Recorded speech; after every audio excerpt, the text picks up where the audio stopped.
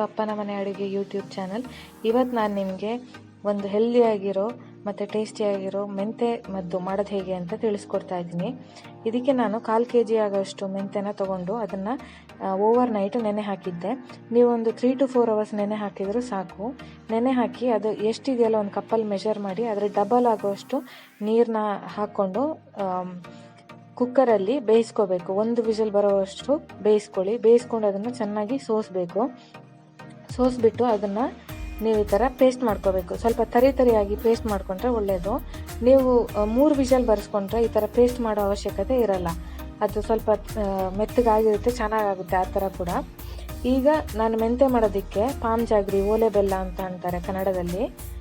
ನಾನಿಲ್ಲಿ ಒಂದು 10-12 ಆಗೋಷ್ಟು ಓಲೆ ಬೆಲ್ಲನ ತೊಗೊಂಡಿದ್ದೀನಿ. ಈ ಥರ ಓಲೆ ಬೆಲ್ಲ ನಿಮಗೆ ಶಾಪಲ್ಲಿ ಸಿಗ್ಬೋದು. ನಾನಿಲ್ಲಿ ಮಂಗಳೂರಲ್ಲಿ ತೊಗೊಂಡಿರೋದು.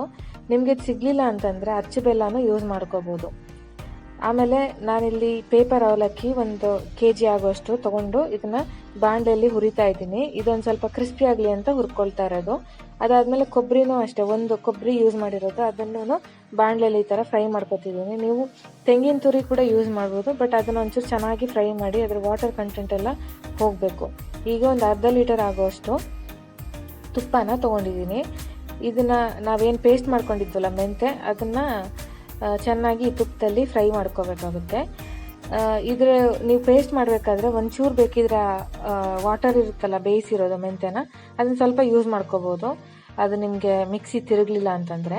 ಸೊ ಅದು ಏನು ವಾಟರ್ ಯೂಸ್ ಮಾಡಿದ್ದೀವಲ್ಲ, ಅದು ವಾಟರ್ ಕಂಟೆಂಟ್ ಎಲ್ಲನೂ ಹೋಗಬೇಕು. ಅದಕ್ಕೆ ಚೆನ್ನಾಗಿ ನಾವೊಂದು 10 ನಿಮಿಷ ಚೆನ್ನಾಗಿ ಈ ಥರ ಫ್ರೈ ಮಾಡ್ಕೋಬೇಕಾಗುತ್ತೆ.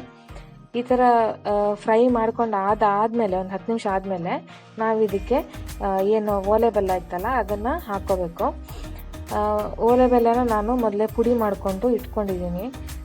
ನಾನು ತೋರಿಸ್ತೀನಿ ಇದು ಎಷ್ಟು ಆಗಬೇಕು ಅಂತ. ಇವಾಗ ನೋಡಿ ಆಗಿದೆ, ಅದು ತುಪ್ಪ ಎಲ್ಲ ಬಿಟ್ಕೊಂಡಿತ್ತಲ್ಲ, ಅಷ್ಟಾದರೆ ಸಾಕು. ಅದಾದಮೇಲೆ ಈಗ ಒಂದು ಬೆಲ್ಲನ ಹಾಕಿ ಒಂದು 2 ನಿಮಿಷ ಚೆನ್ನಾಗಿ ಈ ಥರ ಫ್ರೈ ಮಾಡ್ಕೋಬೇಕು. ನೀವು ಫ್ರೈ ಮಾಡಬೇಕಾದ್ರೆ ನೆನಪಲ್ಲಿ ಇಟ್ಕೊಳ್ಳಿ, ಲೋ ಫ್ಲೇಮಲ್ಲಿ ಮಾಡ್ಕೋಬೇಕು, ಇಲ್ಲಾಂತಂದರೆ ತಳ ಹಿಡಿಯೋ ಚಾನ್ಸಸ್ ಇರುತ್ತೆ. ಅದಕ್ಕೋಸ್ಕರ ಈಗ ನೋಡಿ ಬೆಲ್ಲ ಎಲ್ಲ ಕರಗಿಬಿಟ್ಟು ಯಾವ ಥರ ಆಗಿದೆ ಅಂತ. ಈ ಥರ ಪಾಕ ಬರಬೇಕು ನೋಡಿ, ನಾನು ತೋರಿಸ್ತಿದ್ದೀನಲ್ಲ ಇಲ್ಲಿ, ಈ ಥರ ಪಾಕ ಬರಬೇಕು. ಅಷ್ಟು ಒಂದು 2 ನಿಮಿಷ ಚೆನ್ನಾಗಿ ನೀವು ಮಿಕ್ಸ್ ಮಾಡ್ಕೋಬೇಕು.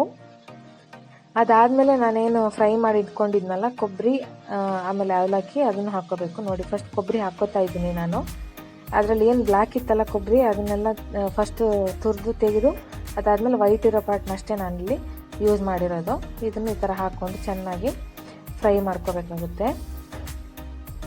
ಈಗ ಅವಲಕ್ಕಿ ಏನು ತೊಗೊಂಡಿದ್ನಲ್ಲ ಅದನ್ನು ಇದಕ್ಕೆ ಮಿಕ್ಸ್ ಮಾಡ್ತಾಯಿದ್ದೀನಿ. ಇದು ಹಾಕಿದ ತಕ್ಷಣ ಇದು ಫುಲ್ ಡ್ರೈ ಆಗೋಗುತ್ತೆ.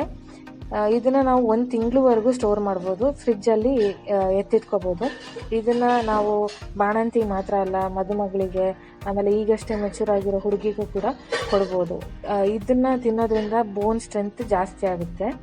ಅದಕ್ಕೋಸ್ಕರ ಇದನ್ನು ಮಾಡಿಕೊಂಡು ಕೊಡೋದು ಬಾಣಂತಿಗೆ ಸ್ಪೆಷಲಿ. ಈಗ ನಾವು ಒಂಚೂರು ಏಲಕ್ಕಿನ ಹಾಕ್ಕೊಂಡಿದ್ದೀವಿ ಫ್ಲೇವರಿಗೆ. ಆಮೇಲೆ ಇದು ನಿಮಗೆ ಸ್ಕಿನ್ ಗ್ಲೋ ಕೂಡ ಹೆಚ್ಚಿಸುತ್ತೆ. ಅದಾದಮೇಲೆ ಹೇರ್ ಗ್ರೋತ್ ಕೂಡ ಪ್ರಮೋಟ್ ಮಾಡುತ್ತೆ. ಅದಕ್ಕೆಲ್ಲ ತುಂಬ ಒಳ್ಳೆಯದು. ಈಗ ನೋಡಿ ಇದು ಈ ಥರ ಆಗಿದೆ, ಡ್ರೈ ಆಗಿ ರೆಡಿ ಆಗಿದೆ ನೋಡಿ. ತುಂಬ ಚೆನ್ನಾಗಿರುತ್ತೆ. ಟೇಸ್ಟ್ ಮಾತ್ರ ಮೆಂತೆಯಿಂದ ಮಾಡಿರೋದು ಅಂತ ಗೊತ್ತೇ ಆಗಲ್ಲ, ಅಷ್ಟು ಚೆನ್ನಾಗಿರುತ್ತೆ.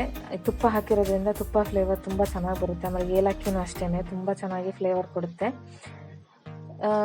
ಇದು ಸ್ವಲ್ಪ ಸಣ್ಣ ಇರೋರು, ಸ್ವಲ್ಪ ದಪ್ಪ ಆಗಬೇಕು, ಚೆನ್ನಾಗಿ ಗ್ಲೋ ಬರಬೇಕು ಅನ್ನೋರು ಕೂಡ ಇದನ್ನು ಮಾಡಿಕೊಂಡು ತಿನ್ಬೋದು. ಡೈಲಿ ಒಂದು ಕಪ್ ಆಗೋಷ್ಟು ತಿಂತಾ ಇದ್ದರೆ ನಿಮಗೆ ಚೇಂಜಸ್ ಕಾಣ್ಬೋದು. ನೋಡಿ ಈಗ ರೆಡಿಯಾಗಿದೆ. 2 ಕಪ್ಪಲ್ಲಿ ಹಾಕ್ಕೊಂಡು ತೋರಿಸ್ತಾ ಇದ್ದೀನಿ ನಾನು.